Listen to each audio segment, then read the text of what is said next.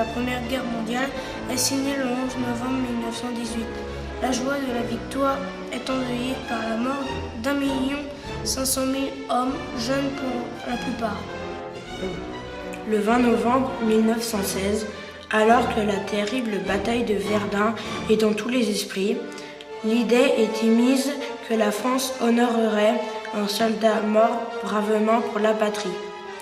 Le Parlement décide que les restes d'un soldat non identifié mort au champ d'honneur au cours de la guerre seront inhumés sous l'Arc de Triomphe.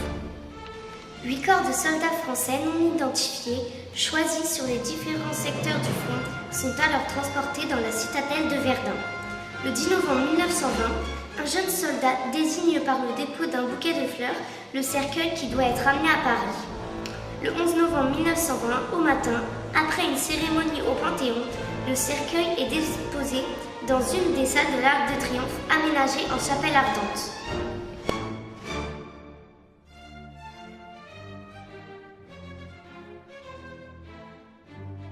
Sur le sol, près du tombeau du soldat inconnu, plusieurs plaques de bronze commémorent des événements importants de l'histoire contemporaine.